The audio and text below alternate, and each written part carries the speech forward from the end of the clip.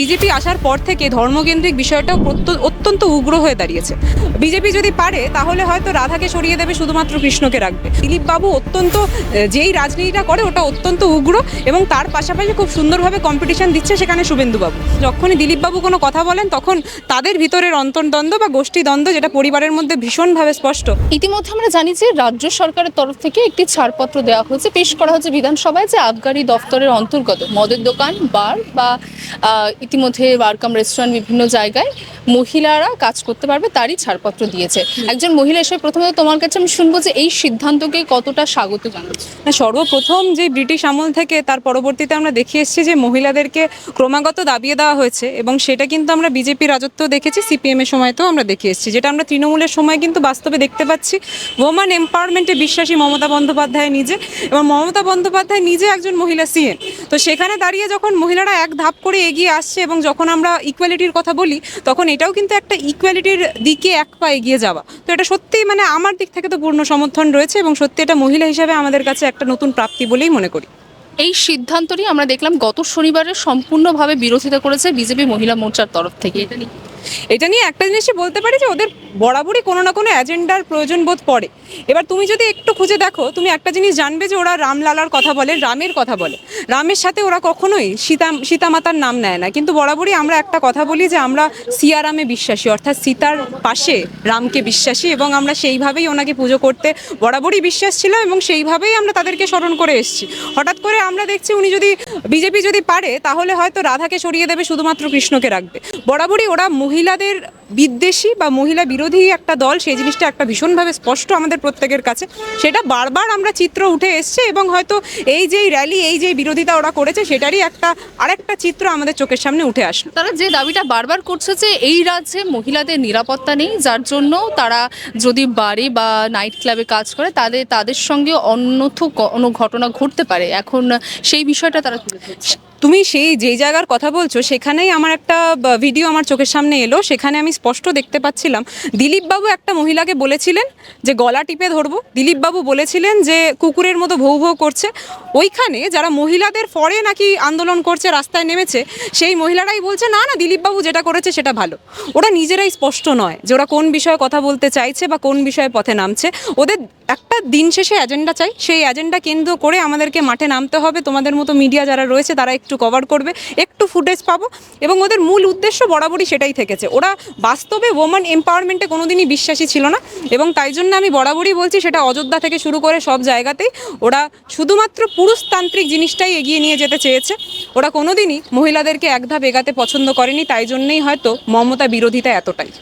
আচ্ছা দিদি, ইতিমধ্যে আপনারা বারংবার বলেছেন তৃণমূল কংগ্রেসের তরফ থেকে যে বিজেপি ধর্মের রাজনীতি করে, ধর্ম নিয়ে রাজনীতি করে। সেখানে দাঁড়িয়ে তো শুভেন্দু অধিকারী বলছেন না না, তারা ক্ষমতায় এলে বিভিন্ন কাজ করবেন, যার জন্য তিনি বলে দিয়েছেন মায়েদের 3,000 টাকা করে দেবেন, 200 ইউনিট বিদ্যুৎ ফ্রি দেবে, 1 লক্ষ নয় 3 লক্ষ বাড়ি পৌঁছাবে, প্রতি বছর এসএসসি হবে, জেলাতেই প্রাইমারি হবে, হাতে পায়ে ধরে টাটাকে ফিরিয়ে আনবে। এরপরেও কি বলবেন যে তারা ধর্মের রাজনীতি করে? দেখুন, যে শুভেন্দুবাবুর কথা তুমি উল্লেখ করলে, সেই শুভেন্দুবাবু নিজে বলছে আমি শুধু হিন্দুদের বিধায়ক। এর পাশাপাশি আর কি বলবো? আর দ্বিতীয়ত, তুমি যেই কথাটা বলছিলে যে এই করে দেবো, এই এনে দেবো, তাই এনে দেবো, যেগুলো শুভেন্দুবাবু বলেছে, আচ্ছা তুমি কোন বইটা দেখা বেশি প্রেফার করো, যেটা অরিজিনাল নাকি তার কপিরাইট, অর্থাৎ তার কপিটা? শুভেন্দুবাবু যেই জিনিসটা করছে, মমতা বন্দ্যোপাধ্যায় যে প্রকল্পগুলো এনেছে সেইগুলো বাংলার বুকে দাঁড়িয়ে উনি বিরোধিতা করছেন, কিন্তু তার পাশাপাশি আবার এই জিনিসটাই বলছেন যে মমতা বন্দ্যোপাধ্যায় যে প্রকল্পগুলো এনে দিয়েছে সেই জিনিসগুলোর আরও একটু 1000 টাকা বাড়িয়ে দেবো তোমাদের, যদি তুমি আমাদেরকে এনে দাও। আর বা যদি স্পষ্ট ভাষায় বলতে চাই যে প্রত্যেকটা প্রকল্প মমতা বন্দ্যোপাধ্যায় এনেছে সেটা নারী সুরক্ষা থেকে শুরু করে নারী ক্ষমতায়নের জন্য, সেই জিনিসগুলোই কিন্তু উনি বরাবরই বলে এসছেন ভিক্ষা। তার পাশাপাশি যখন তোমাদের মতো মিডিয়া চ্যানেলকে তাকে বাইট দিতে হচ্ছে, কভার করতে হচ্ছে, তখন দেখছি উনি বলছেন যে না, আমাদেরকে আনুক, তারপরে আমরা এই করে দেবো, ওই করে দেবো, তাই করে দেবো। কিন্তু বাস্তব চিত্রটা ওনার একটা জিনিস স্পষ্টভাবে আমরা প্রত্যেকেই দেখতে পাচ্ছিলাম। উনি একবার বলছিলেন যে 200, তার পরবর্তীতে ওটা নেমে আসলো যে 180, 170, তার পরবর্তীতে নাকি আবার 150-এও নেমে এসছে। অর্থাৎ কোন হিসাবে গোটা যেই ম্যাথামেটিক্যাল যেই উনি যেই জ্ঞানটা রেখেছেন, ওই হিসাবটা কিন্তু ক্রমাগত নিজের দিকেই যাচ্ছে। এটা কিন্তু ভীষণভাবে স্পষ্ট। তো আমরা প্রত্যেকে একটা জিনিস বুঝতে পারছি যে দিন শেষে, অর্থাৎ 2026-এ এই নৌকার কিন্তু ডুবি ঘটতে চলেছে। ইতিমধ্যে আমরা বিজেপির তরফ থেকে একদিকে যেমন শুভেন্দু অধিকারী রয়েছে, অন্যদিকে সুকান্ত মজুমদার রয়েছে, এবং সেখানে দিলীপ ঘোষকে ইতিমধ্যে দেখা যাচ্ছে তার পুরনো যে অভিনয় ইতিমধ্যে সেখানে দাঁড়িয়ে কি মনে হচ্ছে যে বিজেপি শুভেন্দু অধিকারী, সুকান্ত মজুমদারের পাশাপাশি দিলীপ ঘোষকে অর্থাৎ তিনজনাকে একসঙ্গে এনে ত্রিফলা রাজনীতির লক্ষ্যে রয়েছে? দেখো, এইটা তো মহাদেবের তিনটে চক্ষু নয় যে তিনজন পাশাপাশি খুব সুন্দরভাবেই একসাথে থাকতে পারবে। একটা জিনিস খুব সুন্দরভাবে স্পষ্ট যে যখনই দিলীপবাবু কোনো কথা বলেন তখন তাদের ভিতরের অন্তর্দ্বন্দ্ব বা গোষ্ঠীদ্বন্দ্ব, যেটা পরিবারের মধ্যে ভীষণভাবে স্পষ্ট। অর্থাৎ আমি সোজা অর্থে বলতে পারি যে 5 টাকার ধনেপাতা তার আবার ক্যাশমেমো। কেন বলছি এই কথাটা? কারণ ওদের টিমের মধ্যে আছেই 5 জন, তার মধ্যে 4টে লবি। তো সেখানে দাঁড়িয়ে একজন শুভেন্দুবাবু, একজন দিলীপবাবু, তার পাশাপাশি অগ্নিমিত্রা ম্যাডাম, তার পাশাপাশি লকেট দি, তো এরকম এতগুলো নাম আস্তে আস্তে উঠে আসছে। তুমি কালকে দেখবে যে সবারই না হয় আলাদা আলাদা একটা লবি হয়ে গেছে। তো তখন তোমার 5টা লবির 5টা আলাদা খবর করতে যেতে হবে। কিন্তু হ্যাঁ, ওদের মূল উদ্দেশ্য কোনখানে? যে তুমি যাতে যাও, তাদের যাতে খবরটা হয়। অর্থাৎ তোমাকে তাদের একটা স্পষ্ট খবর তুলে ধরার জন্য 5টা আলাদা করে খবর করতে হচ্ছে। এটাই হবে ওদের প্রাপ্তি। এছাড়া আর ওদের কোনো প্রাপ্তি নেই। দিলীপবাবু অত্যন্ত যেই রাজনীতিটা করে ওটা অত্যন্ত উগ্র, এবং তার পাশাপাশি খুব সুন্দরভাবে কম্পিটিশন দিচ্ছে সেখানে শুভেন্দুবাবু। স্পষ্ট ভাষায় বরাবরই একটা কথা বলেছে যে শুভেন্দুবাবু হচ্ছে সেই বিজেপির শনি। অর্থাৎ শনির যে 7.5 চলে, সেই 7.5 খুব সুন্দরভাবে এখন বিজেপির মাথার উপর চলছে, এবং সেই জিনিসটাই 2026-এ স্পষ্ট প্রকাশ পাবে। শুভেন্দু অধিকারীর কৃপায়, ওনার উগ্র হিন্দুত্বের কৃপায় কোনো হিন্দুই কিন্তু তাদেরকে ভোটটা দেবে না, যেই প্রোপাগ্যান্ডা নিয়ে ওরা 2026-কে কেন্দ্র করে চলার চেষ্টা করছে। আগামী মাসে রামনবমী রয়েছে। রামনবমীকে ঘিরে ইতিমধ্যে বঙ্গ রাজনীতির উত্তাল আমরা দেখতে পাচ্ছি। সেখানে সুকান্ত মজুমদার হুঁশিয়ারি দিচ্ছেন যে মিছিল ঘিরে কেউ অশান্তি করার চেষ্টা করলে ইটের জবাব পাথর দিয়ে দিতে হবে। কোনো কি আগামীতে দাঙ্গার সম্ভাবনা দেখছেন? সম্ভাবনা না, স্পষ্ট। কারণ ওরা দাঙ্গা ছাড়া আর তো কিছু জানে না। আমি বরাবরই একটা কথা বলেছি যে তুমি যদি বিজেপির কোনো একটা নেতার পেটে একটু হালকা করে ঘুষি মারো, বা একটু যদি আঙুলটা একটু পেটে পুশ করে দাও, তুমি দেখবে তাদের মুখ থেকে একটা জিনিসই বেরাবে, দাঙ্গা। তাদের মুখ থেকে একটা জিনিসই বেরাবে, ধর্ম। তাদের মুখ থেকে একটা জিনিসই বেরাবে, সেটা হচ্ছে বিভেদের রাজনীতি। ওরা বরাবরই আগুন জ্বালাতে বিশ্বাসী। ওরা বরাবরই বিশ্বাসী যে কিভাবে গোটা বাংলাকে একটু উত্তপ্ত করব। সেটা আমরা আরজিকর থেকে শুরু করে বরাবরই ক্রমাগত ক্ষেত্রে বিষয় দেখে এসেছি। এবং তুমি যেই র্যালিটার কথা বললে, যেটা মহিলা মোর্চারা করেছে, সেই মহিলারা কিন্তু একবারও যখন বাস্তবে একটা মহিলার পাশে মহিলার দাঁড়ানোর কথা হয় তখন কিন্তু তারা আসে না। অর্থাৎ তারা যদি বাস্তবেই মহিলা সুরক্ষার কথা বলতেন এবং বিশ্বাস করতেন, তাহলে হয়তো দিলীপবাবু যেই মহিলাটাকে বলেছিলেন গলা টিপে ধরবো, সেই মহিলাটার পাশে হয়তো সেই মহিলারা গিয়ে দাঁড়াতেন। কিন্তু বাস্তবে এই গোটা বিষয়টা একটা ক্যামোফ্লেজ, একটা মুখোশ, এবং এটা বাংলার প্রত্যেকটা মানুষের কাছে স্পষ্ট হয়ে দাঁড়িয়েছে কাচের মতো। আর কি বলবো দিদি, আমরা যেহেতু নারী নিরাপত্তা নিয়ে প্রশ্ন করছি, কথা বলছি, ইতিমধ্যে যে প্রশ্নটা আসছে, আজকে আমরা জানি যে আরজিকর ঘটনার শুনানি ছিল হাইকোর্টে, এবং সেখানে একদিকে যেমন তার পরিবারের তরফ থেকে এখনো পর্যন্ত 54টা প্রশ্ন আদালতের কাছে চেয়ে রেখেছে, অন্যদিকে আজ বিচারপতি সিবিআইকে জিজ্ঞাসা করেছেন স্পষ্টভাবে যে ধর্ষণ না গণধর্ষণ।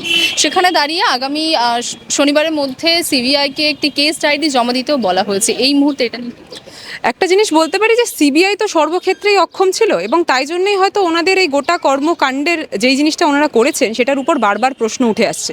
কিন্তু যেই গোটা বিষয়টা হয়েছিল তিলোত্তমার সাথে, সেটার তো আমরা প্রত্যেকেই বিরোধিতা করেছি। প্রত্যেকটা মেয়েই কিন্তু একটা মেয়ে হিসাবে ওনার পাশে দাঁড়িয়েছিলাম, কারণ বাস্তবে যে ঘটনাটা ঘটেছে সেটা কোনো কেন্দ্রিক বিষয়ে সমর্থনযোগ্য নয়। তো সেখানে আমরা প্রত্যেকেই যখন প্রতিবাদের কণ্ঠ তুলেছিলাম, আমি আবারও বলছি, প্রতিবাদের কণ্ঠ আমরা প্রত্যেকে তুলেছিলাম, কিন্তু বাস্তবে কিছু লোকজন সেটা নিয়ে রাজনীতি করে গেছে। কারা রাজনীতি করেছে? সেটা হচ্ছে সিপিএম এর কিছু মুখরা, এবং তার পাশাপাশি ভীষণ স্পষ্টভাবে বিজেপি চেয়েছিল এই গোটা বিষয়টাকে নিয়ে যদি একটু গদির লড়াই, গদিতে আমরা বসে যেতে পারি, মমতা বন্দ্যোপাধ্যায়কে গদিচ্যুত করতে পারি, কিন্তু বাস্তবে সেটা হয় না। তুমি দিন শেষে দেখো, যাদের বিরুদ্ধে কটু কথা বলা হচ্ছে, যাদের বিরুদ্ধে যাকে রীতিমতো রাস্তায় টেনে এনে নামানো হচ্ছে, যাকে দুটো কটু কথা বলে যাদের পতাকা রাস্তায় জ্বালানো হচ্ছিল, সেই দলের নেত্রীও কিন্তু একজন মেয়ে। তাহলে সেই মেয়ের সম্মানটা কোথায়? বাস্তবে তার পাশাপাশি আরজিকরের যখন সময়কালীন একটু যদি আমি ফিরে যাই, তখন তোমার স্পষ্ট মনে পড়বে যে ঋতুপর্ণা ওনাকে রীতিমতো গাড়িতে গো ব্যাক স্লোগান দেওয়া হলো।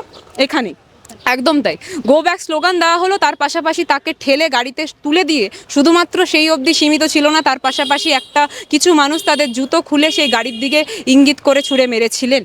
এবং এইটাই কি বাস্তবে একটা নারী সুরক্ষা বা একটা নারী ক্ষমতায়ন বা নারীকে সম্মান জানানো? বাস্তবে যারা লড়ছে তাদেরকে ভীষণভাবে স্পষ্ট হতে হবে। আমি বারবার একটা কথা বলি যে ছাঁকনি দিয়ে আমাদের সকলের মধ্যেই কোনো না কোনো ভুল, কোনো না কোনো ত্রুটি রয়েছে, সেই জিনিসগুলো ছেঁকে যদি বাছাই না করতে পারি তাহলে কিন্তু ক্রমাগত এই ঘটনাগুলো একটার পর একটা ঘটে চলবে এবং সেখানে দিন শেষে আমরা দেখব রাজনীতিই হচ্ছে। অর্থাৎ শুভেন্দু অধিকারীর মতো কোনো একজন লোকজন রাস্তায় নেমে বলবে যে এই গোটা বিষয়টা এই করতে হবে এবং গোটা বিষয়টাই মমতা বিরোধী হিসাবে আমাদেরকে এগিয়ে নিয়ে যেতে হবে। বারবার আমরা এই জিনিসটাই দেখব, কিন্তু এইভাবে যদি চলতে থাকে তাহলে কিন্তু কোনোদিনই কোনো মেয়েরাই সুরক্ষিত থাকতে পারবে না। তাহলে কিন্তু কোনোদিনই হয়তো নারী সুরক্ষার যে গোটা প্রক্রিয়াটা আমরা চালিয়ে নিয়ে যাওয়ার চেষ্টা করছি, ক্ষমতায়নে চালিয়ে নিয়ে যাওয়ার চেষ্টা করছি, সেটা কোনোদিনই কোনো নারীই পাবে না। সকলকেই হয়তো ভাবতে হবে যে আদৌ কি আমি সুরক্ষিত, এবং সেটা শুধুমাত্র বাংলা কেন্দ্রিক নয়। কিন্তু মনে হয় যে বিজেপি সাধারণ মানুষের মধ্যে এই জিনিসটাকে বেশি করে ঢুকিয়ে দিচ্ছে যে বাংলায় নারীরা সুরক্ষিত নয়। একদমই তাই, একদমই তাই। তুমি যদি একটু মনে করে দেখো, বিজেপি আসার পর থেকে ধর্মকেন্দ্রিক বিষয়টাও অত্যন্ত উগ্র হয়ে দাঁড়িয়েছে। তার আগে কি যখন বিজেপি ছিল না, বা বিজেপির হয়তো যখন সেই সময় এত রমরমা ছিল না, তখন কি ধর্ম বিষয়টা ছিল না, বা তখন কি মেয়েরা রাস্তায় বেরোতো না? কিন্তু বিজেপি আসার পর থেকে ওদের যেহেতু রাজনীতির মূল এজেন্ডাটাই এটা হয়ে দাঁড়িয়েছে যে ধর্মকেন্দ্রিক করতে হবে, বিভেদ সৃষ্টি করতে হবে, সেখানে দাঁড়িয়ে বারবার আমরা দেখছি যে পুরুষ মহিলার মধ্যে একটা বিভেদ, মহিলারা সুরক্ষিত নয়, মহিলারা চাকরি পাচ্ছে না, মহিলাদেরকে হেনস্থা করা হচ্ছে, এই জিনিসগুলো উঠে আসছে। কিন্তু বাস্তবে এটার জন্য লড়াই যখন করার কথা হচ্ছে তখন কিন্তু ওরা লড়াইতে নামছে না। অর্থাৎ স্পষ্ট যে লড়াইটা করা উচিত ছিল সেই জিনিস কিন্তু ওরা করছে না। করছে কে?